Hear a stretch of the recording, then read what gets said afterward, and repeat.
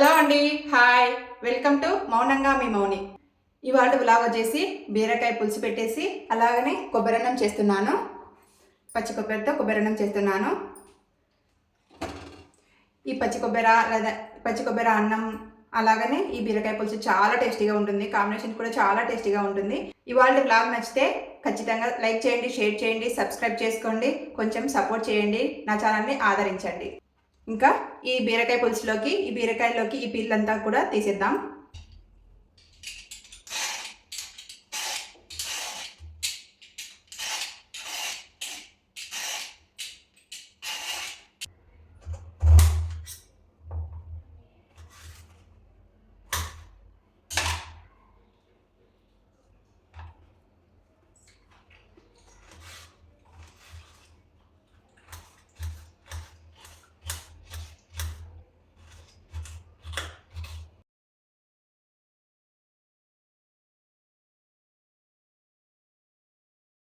బీరకాయ ప్రిపేర్ చేయడానికి stove on చేసి స్టవ్ మీద కడాయి పెట్టి అందులో 2 టేబుల్ స్పూన్ ఆయిల్ వేసుకోవాలండి. 2 టేబుల్ స్పూన్ ఆయిల్ వేడయ్యాక 1 టేబుల్ స్పూన్ ఆవాలు అలాగనే కొద్దిగా జీలకర్ర వేసి బాగా వేయించుకున్న తర్వాత మనం ముందుగా కట్ చేసి పెట్టుకున్నటువంటి ఆనియన్స్ని వేసుకొని బాగా వేయించుకోవాలండి. ఈ ఆనియన్స్ దూరగా వేగే వరకు వేయించుకోవాలన్నమాట. నేను ఇక్కడ ఒక పెద్ద ఆనియన్ తీసుకున్నానండి. బీరకాయలు వచ్చేసి నేను ఇక్కడ 1/2 కేజీ బీరకాయల్ని తీసుకున్నాను అనమాట గ్రేవీ కోసం. తర్వాత నేను ఇక్కడ బీరకాయ గ్రేవీకి నేను పోపు అంతా కూడా వేయించుకుంటున్నాను. అందులో రెండు ఒట్టిమిరపకాయలను కూడా తుంపి వేసుకోవాలండి. 2 ఒట్టిమిరపకాయలు కూడా వేసుకొని బాగా వేయించుకున్న తర్వాత కొద్దిగా కరివేపాకును కూడా వేసుకొని బాగా వేయించుకోవాలి. దోరగా వేయించుకున్న తర్వాత మనం ముందుగా కట్ చేసి పెట్టుకున్నటువంటి బీరకాయలన్నింటినీ వేసుకొని బాగా కలుపుకోవాలి.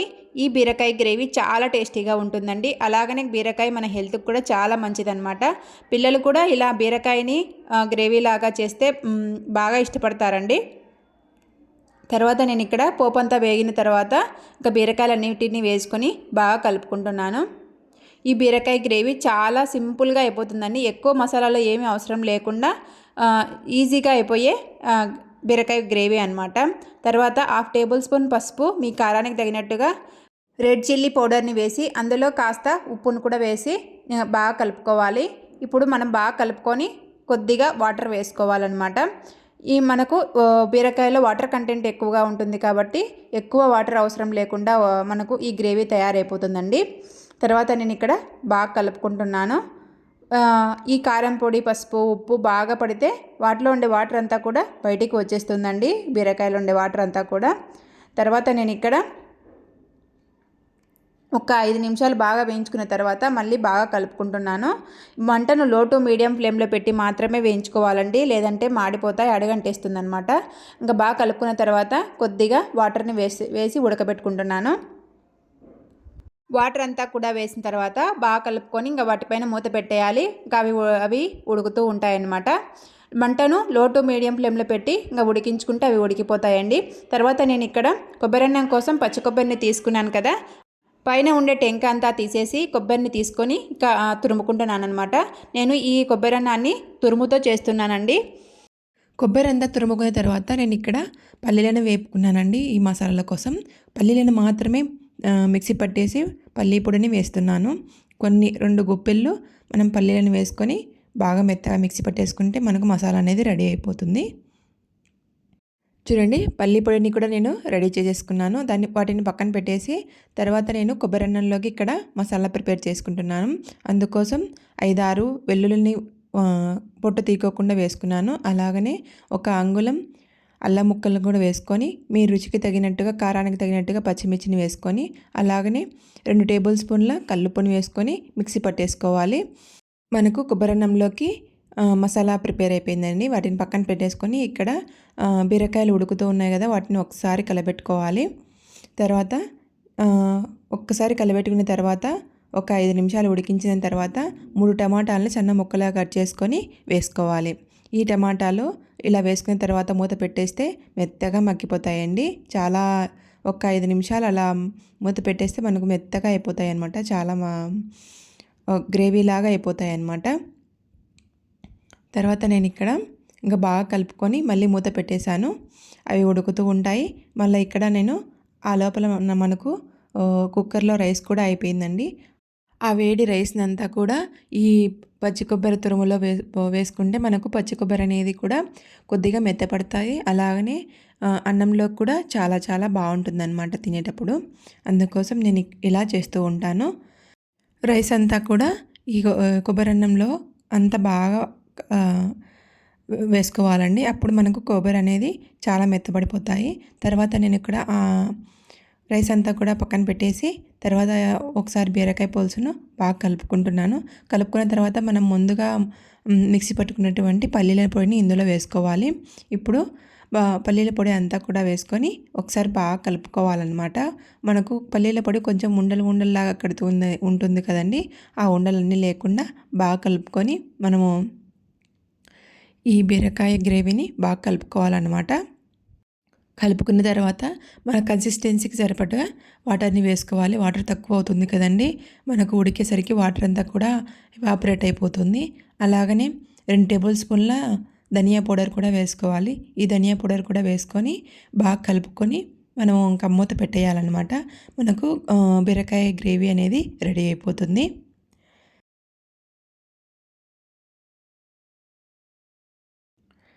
చూడండి బాగా కలుపుకొని నేను మూత పెట్టేస్తున్నాను. బీరకాయ గ్రేవీని అటు సైడు స్టవ్ మీదకి మారుస్తున్నాను. ఇటు సైడ్ వచ్చేసి ఇంకా కొబ్బరన్నంలోకి పోపు వేసుకోవాలండి, అందుకోసం పెడుతున్నానమాట. ప్యాన్ పెట్టేసి అందులో 3 టేబుల్ స్పూన్ ఆయిల్ వేసుకొని అలాగనే 2 టేబుల్ స్పూన్ నెయ్యిని కూడా యాడ్ చేస్తున్నానండి. ఇలా నెయ్యిని యాడ్ చేయడం వల్ల కొబ్బరన్నం చాలా టేస్టీగా ఉంటుందన్నమాట. పిల్లలు కూడా బాగా తింటారనమాట. ఆయిల్ వేడయ్యాక 1 టేబుల్ స్పూన్ ఆవాలు, అలాగనే మినపప్పు 2 కానీ 3 కానీ వేసుకోండి, చాలా టేస్టీగా ఉంటాయి. ఈ కొబ్బరన్నంలో ఈ మినపప్పు బాగా వేగితే కరకర అంటూ ఉంటాయన్నమాట. తర్వాత 4 ఒట్టిమిరపకాయలు, అలాగనే పచ్చి కరివేపాకుని వేసుకొని బాగా వేయించుకోవాలి. అలాగనే 1 టేబుల్ స్పూన్ జీలకర్రను కూడా వేసుకొని బాగా వేయించుకోవాలండి. ఇలా అన్నీ బాగా వేయించుకున్న తర్వాత మనం ముందుగా పేస్ట్ చేసి పెట్టుకున్నటువంటి పచ్చిమిర్చి పేస్ట్ను ఇందులో వేసుకొని పచ్చివాసన పోయే వరకు బాగా వేయించుకోవాలి. మంటను లో టు మీడియం ఫ్లేమ్లో పెట్టి మాత్రమే వేయించుకోవాలండి, లేదంటే మాడిపోతాయి.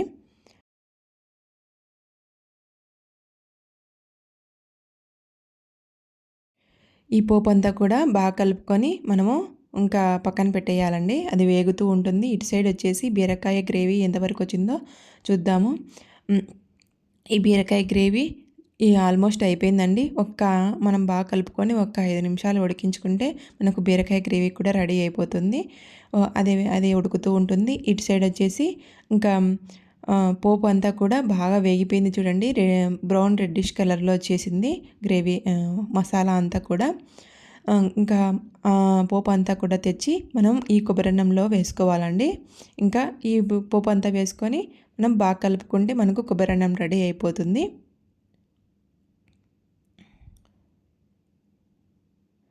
చూడండి పోపు అంతా కూడా బాగా కలుపుకుంటున్నాను నేను.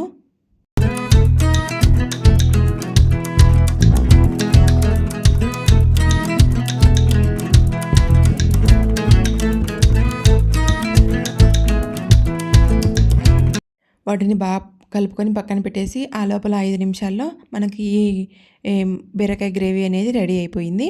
ఇంకా స్టవ్ ఆఫ్ చేసుకొని వాటిపైన కొత్తిమీర, కరివేపాకుని చల్లుకుంటే చాలా టేస్టీగా ఉంటుందండి. ఇలా కరివేపాకును లాస్ట్లో కొద్దిగా చల్లడం వల్ల చాలా చాలా ఆ కరివేపాకు ఫ్లేవర్ అంతా కూడా బీరకాయకి పడుతుందన్నమాట గ్రేవీకి. చాలా చాలా టేస్టీగా ఉంటుందండి. ఇంకా మనకు బీరకాయ గ్రేవీ అనేది రెడీ అయిపోయింది. ఇంకా ఇటు సైడ్ వచ్చేసి మనకు కొబ్బరన్నంలోకి కొంచెం సాల్ట్ సరిపోలేదండి, అందుకోసం నేను సాల్ట్ వేసుకొని అలాగనే కొద్దిగా కరివేపాకు, అలాగనే కొత్తిమీరని వేసుకొని బాగా కలుపుకుంటున్నాను. ఇంకా ఈ సాల్ట్, ఈ కొత్తిమీర ఇవన్నీ బాగా కలిసేలా కలుపుకుంటే మనకు కొబ్బరన్నం కూడా రెడీ అయిపోతుంది. ఈ కొబ్బరన్నం పిల్లల లంచ్ బాక్స్లోకి చాలా చాలా టేస్టీగా ఉంటుందండి. అలాగే ప్రసాదాల్లోకి ఈజీగా క్విక్గా అయిపోయే రెసిపీ అనమాట. వీడియో నచ్చితే లైక్, షేర్, సబ్స్క్రైబ్ చేసుకోండి. కొంచెం మీ సపోర్ట్ అయితే ఇవ్వండి.